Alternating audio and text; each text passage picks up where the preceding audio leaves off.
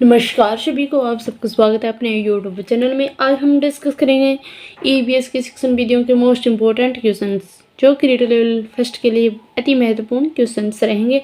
पहला क्वेश्चन कौन सा है हमारा? पर्यावरण शिक्षा में सामूहिक चर्चा से संबंधित शिक्षण विधि कौन सी हैं? भूमिका निर्वाह, व्याख्यान, वर्णन, विचार गोष्ठी। इसका राइट ऑप्शन रहेगा विचार गोष्ठी। कौन सा रहेगा? विचार गोष्ठी। पर्यावरण अध्ययन की कक्षा में अवधारणाओं को स्पष्ट करने के लिए कविताओं और कहानी कथन का प्रयोग करना है। बच्चों में विद्यमान भाषिक एवं सांस्कृतिक विविधता को ध्यान में रखता है। उचित दिशा में बच्चों की ऊर्जा को संकेंद्रित करता है। पाठ को आनंददायक और रोचक बनाने में मदद करता है। स्थानीय एवं विश्व स्तर पर संसार की प्रकृति को खोजने और कल्पना की योग्यता का विकास करने में मदद करता है। तो इसका राइट ऑप्शन रहेगा 4 नंबर, यानी कि डी ऑप्शन, कि स्थानीय एवं विश्व स्तर पर संसार की प्रकृति को खोजने और कल्पना की योग्यता का विकास करने में मदद करता है। ईवीएस की पढ़ाई में कक्षा में प्रश्नोत्तर तकनीक का सबसे अच्छा उपयोग किसके लिए किया जाता है? विद्यार्थियों का ध्यान आकर्षित करने के लिए, शिक्षार्थियों में सीखने की जिज्ञासा उत्पन्न करने के लिए, प्रायोगिक कौशल में बढ़ावा देने के लिए, कक्षा में अनुशासन बनाए रखने के लिए। तो इसका राइट ऑप्शन रहेगा 2 नंबर, यानी कि विद्यार्थियों में सीखने की जिज्ञासा उत्पन्न करने के लिए कक्षा में प्रश्नोत्तरी तकनीक का सबसे ज़्यादा उपयोग अच्छा रहता है। फिर नेक्स्ट क्वेश्चन है कि प्राथमिक स्तर पर शिक्षण की खेल विधि पर आधारित है, यानी कि प्राथमिक स्तर पर शिक्षण की खेल विधि आधारित है। विकास के मनोवैज्ञानिक सिद्धांत पर, शिक्षण के समाजशास्त्रीय सिद्धांत, शारीरिक शिक्षा कार्यक्रम के सिद्धांत, शिक्षण विधि के सिद्धांत। तो इसका राइट ऑप्शन रहेगा कि प्राथमिक स्तर पर शिक्षण की खेल विधि है वो शिक्षण विधि के सिद्धांत पर आधारित है।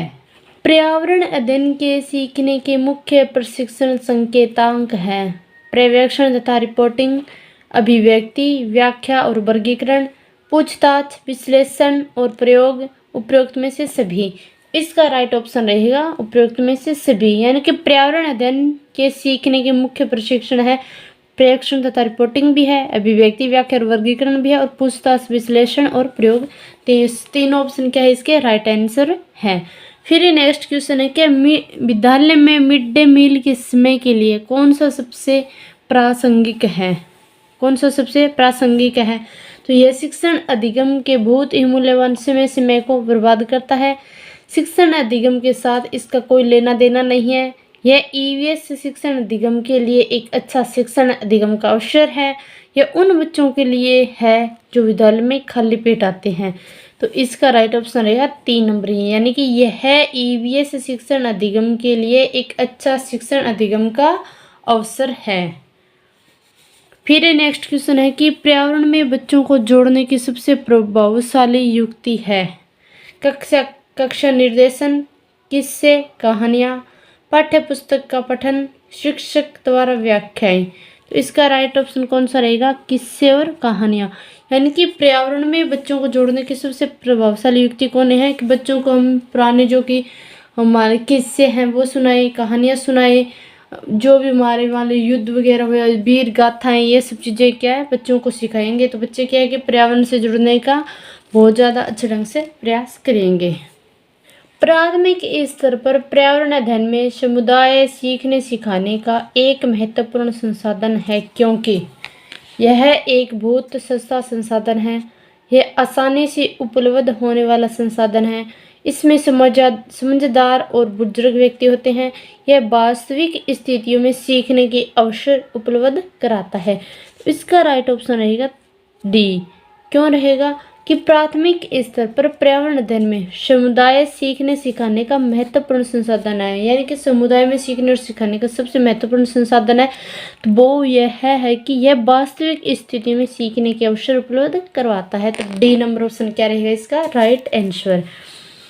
फिर नेक्स्ट क्वेश्चन है कि प्रयोजना विधि में कितने मुख्य सोपान प्रयुक्त होते हैं?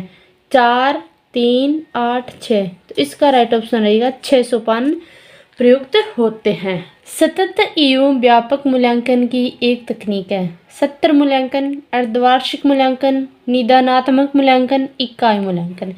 इसका राइट ऑप्शन रहेगा सी, यानी निदानात्मक मूल्यांकन। फिर नेक्स्ट क्वेश्चन है कि विद्यालयी शिक्षा में सही शिक्षक अनुपात है 1:30 का, 1:40 का, या 1:50 या 1:60 का। तो इसका राइट ऑप्शन रहेगा 1:30, यानी कि 30 बच्चों पर एक शिक्षक होना चाहिए। फिर नेक्स्ट क्वेश्चन है कि अंकों के आधार पर किस पाठ्यक्रम की परीक्षा नहीं की जा सकती है? स्वास्थ्य संबंधी, योगा, संगीत, उपरोक्त में से सभी। तो इसका राइट ऑप्शन रहेगा उपरोक्त में से सभी में से कौन सी भी परीक्षा है वो हम अंकों के आधार पर नहीं कर सकते। आज का सेशन इतना ही। अगर आपको आज का सेशन अच्छा लगा हो तो वीडियो इतना ज़्यादा शेयर कर देना कि बहुत से ऐसे बच्चे हैं जिन तक ये क्वेश्चंस नहीं पहुंच पाते तो उनको भी लाभ मिले। तो धन्यवाद सभी को। राधा स्वामी।